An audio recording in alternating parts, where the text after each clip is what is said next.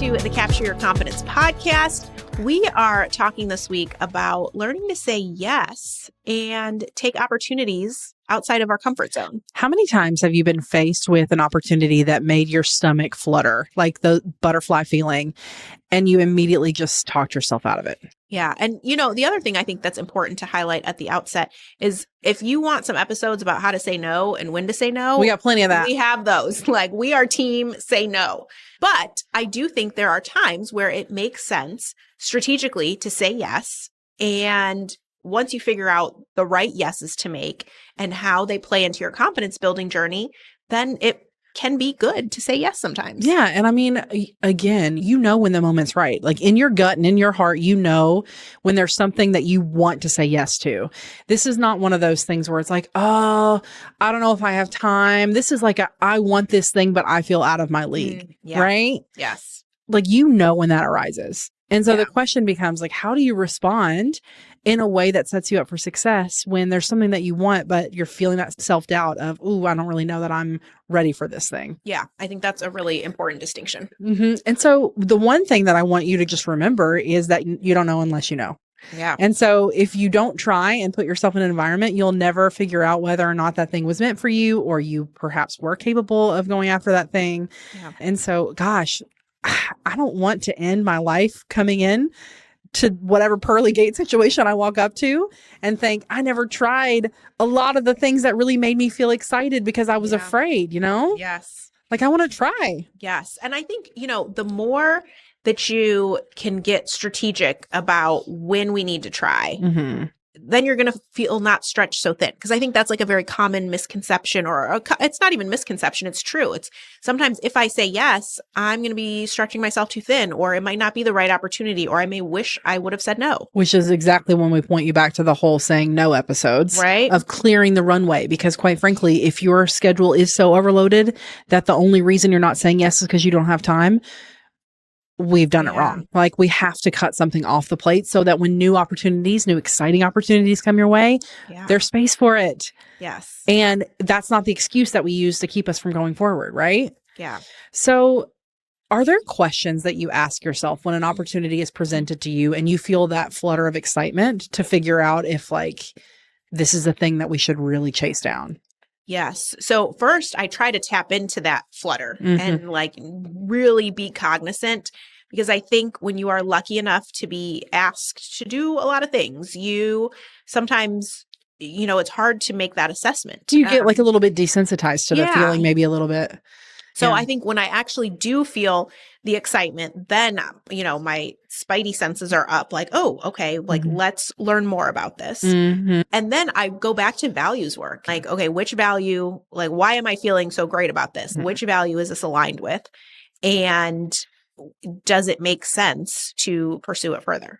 Have you ever had a situation where you were excited about something, but then when you did the reflection of your values, you're like, oh, while this thing sounds really cool, it's not actually aligning with my values right now. Those are the hard ones, I think. They are, because it's like shiny object syndrome, like it sounds fun. It sounds great. It is great, but it's just going to pull you away from being fully in alignment with your values. That's the hard one, I think. Yes. Yeah. And then it becomes like, okay, am I so excited about this that I don't care that it's pulling my attention away? And then I think it's like, you might need to go back to the values and figure out really what you value at that point. Yeah. I mean, and look, we've said it 100 times, your values can change. And they will. Right. For and sure. so, so it's not all bad. So just because you feel the flutter and maybe it's a little bit out of alignment, that doesn't mean it's a for sure no. It just means it's worth exploring a little bit more. So what are the things that you think keep women from saying yes when new opportunities come to the table for them? Ooh, okay. So I think the time one is huge. I think we feel the flutter, right? Like this is right. This is good. But like I can't do that. Exactly.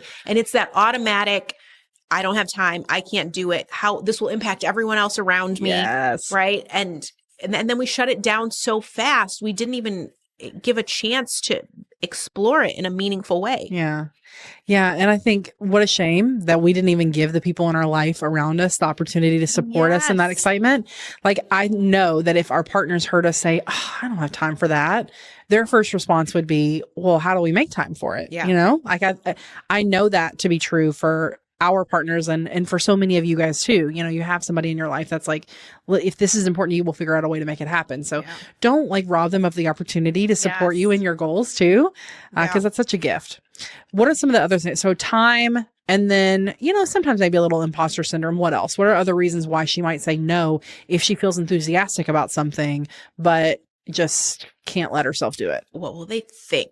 Like the they, whatever the theys are, right? This is outside of what I typically do. This is unusual for me. No one's seen me in that light before. They'll think I'm less of a professional. They'll think I'm, you know, whatever it is that they will think is a reason oftentimes that people can talk themselves out of something. For sure. And unfortunately, I think that's the one that people never vocalize. Yeah. Because they just feel so silly. They know it's silly. Like in your gut, you know it's silly.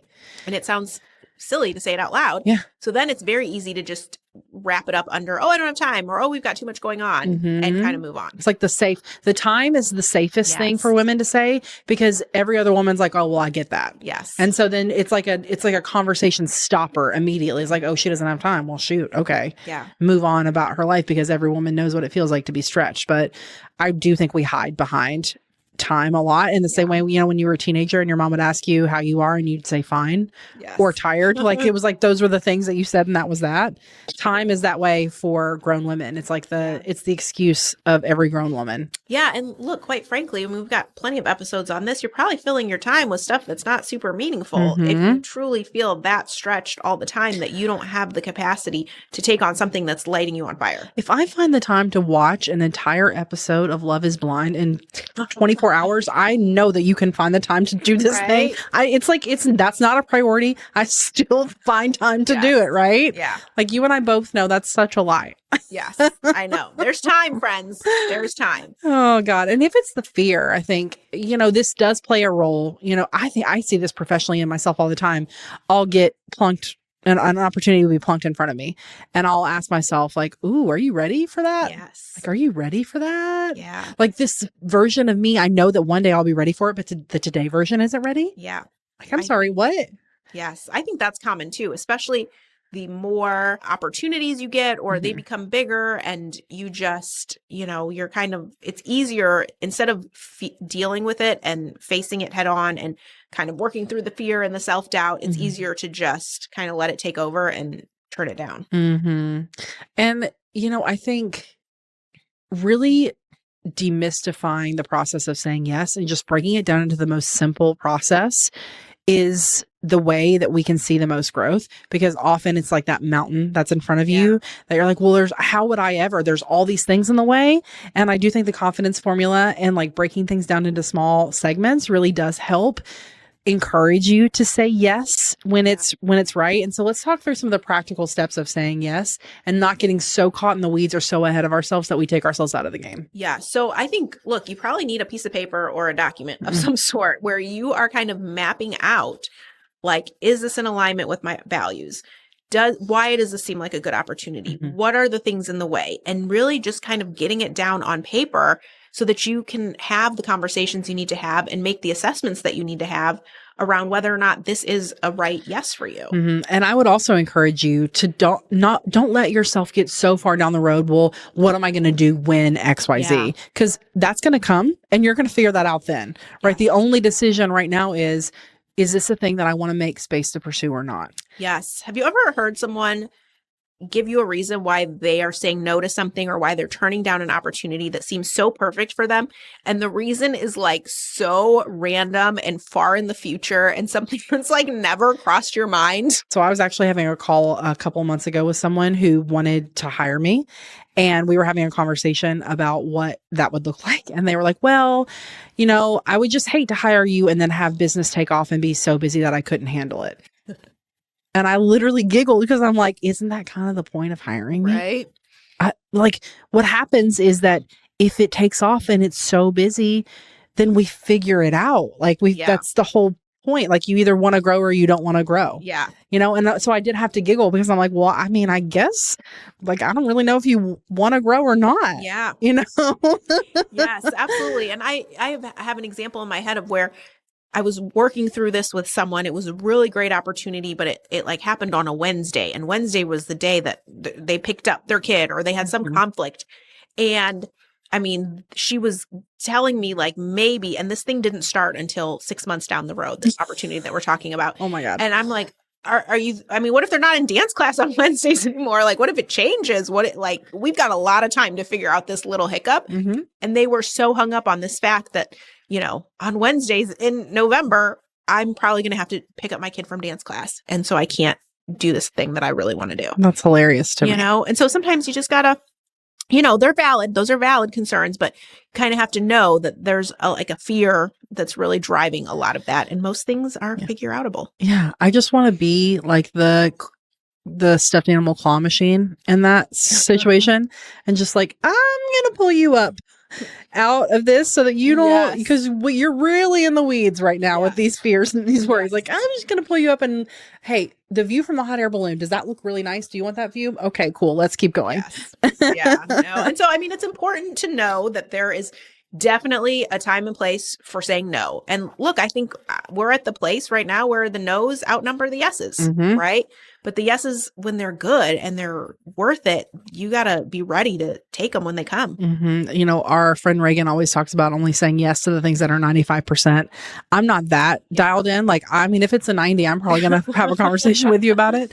But gosh, I think when you are that cutthroat about your yeses and your nos, it does make the yeses really apparent. And it makes it easy for you to have the space and the margin that we were talking about earlier to be able to say yes. Because if you said yes to 75% yeses all the time, then your plate might be so full that I don't really know how I'm going to pull all this off. But if you really did get cutthroat about the ones that you said yes to, and you paid attention to the way that you felt whenever the yes opportunities came in front of you, that muscle, just like confidence muscle, is going to strengthen. That intuition is going to start to become a bigger, louder voice for you. And you're going to know when it's right. And then the only question becomes not whether or not you're going to do it, but how much confidence work you have to do to support yourself in achieving that thing. Yes. I love that. All right. Well, we hope that you found this helpful. We're really interested to hear from you guys as we plan the rest of the calendar for Capture Your Confidence. So if there are things that you're struggling with and you want us to talk through, shoot us a message and let us know, and we'll be happy to incorporate those suggestions. Yes, we will talk to you soon. Bye.